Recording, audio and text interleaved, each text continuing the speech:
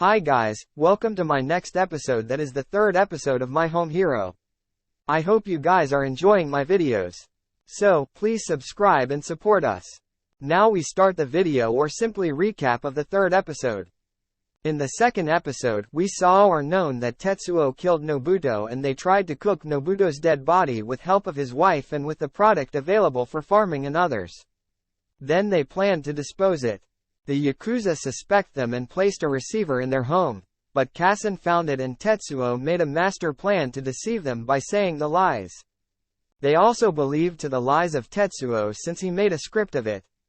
But unexpected and unfortunately Tetsuo was kidnapped and Kassen was tied by Yakuza to know the truth. Now in the third episode, Tetsuo was cleaning the apartment where Reika lived, since that was the place where he killed and cooked Nobuto. He was doing this so that the smell wouldn't come and there wouldn't be any doubt. When he was done, he was walking back to home, but suddenly Yazuka attacked him and he fell unconscious. Then he was brought to an unknown place and was tortured. Tetsuo was questioned this week under intense pressure, with his face completely covered so he could not see where he was or what was happening, and while being cut, punched, kicked, hung upside down, and more. And yet, despite his situation, he was able to stick to an elaborate plan that he had been laying out ever since first killing Nobuto.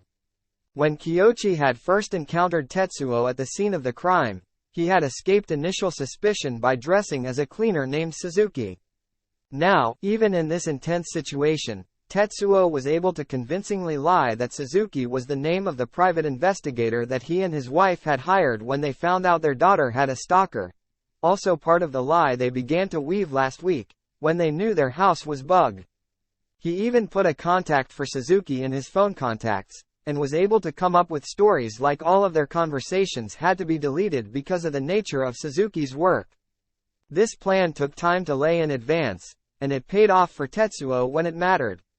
Additionally, Tetsuo would have been caught in his lies if his wife had not been in on out, but she was. We saw a bit of the script that Tetsuo wrote for her last week when they made up the story about the stalker, but it turns out the script was even more advanced than first shown. It also had the story about Suzuki, along with answers to possible questions she might face. Those were the questions he came up with.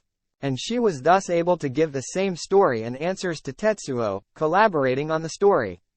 Acting independently, she was also able to waste enough time that the goons holding her gave up and left. She noted them checking their watches, then they asked a question which was not given the script given by Tetsuo. She didn't know what to say but she remembered that they saw their time in watches from time to time. So she was sure that they would not be able to be there for a long time. Then she rambled on and on about irrelevant topics like there was a cat in the poster and she saw the cat that was hit by a car afterwards. Then she prayed to God. Then she saw that the cat which was same as it is in the poster. Then she became happy but again she became sad as the other cat was dead. Then she asked them that if their friend was in danger. And again she said that she would pray for him and showed the example of the cat she prayed for was still alive. With that reference she said that he also would be alive if she prayed for him, and rambled on until they became irritated and frustrated. Then they went as it was a lot of time and they didn't want to get caught. She was able to get away safely, and keep her daughter safe as well, by sticking to Tetsuo's plan when it mattered and making her own smart decisions when she had to. While most of what saved Tetsuo and his wife this week was a plan that had been laid out in advance and was beautifully executed, without being able to think on his feet Tetsuo would have lost everything right at the end. While his wife and daughter were released, Kyochi was ready to kill Tetsuo to cover up his own mistakes and lack of information found and also so that he would rise up in the Yakuza clan.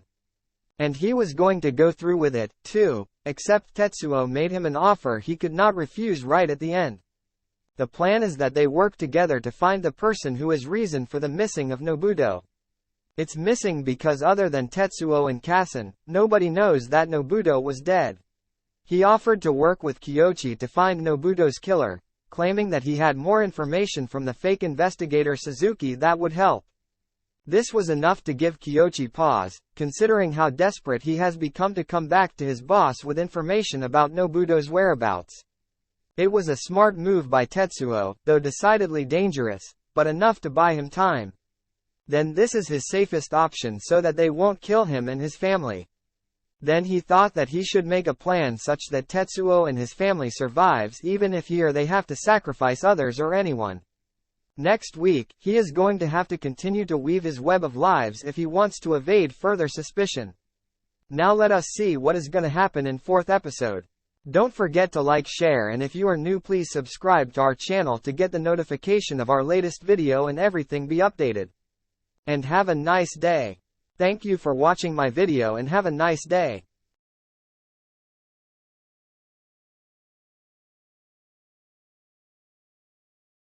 Don't forget to like, subscribe, share and comment.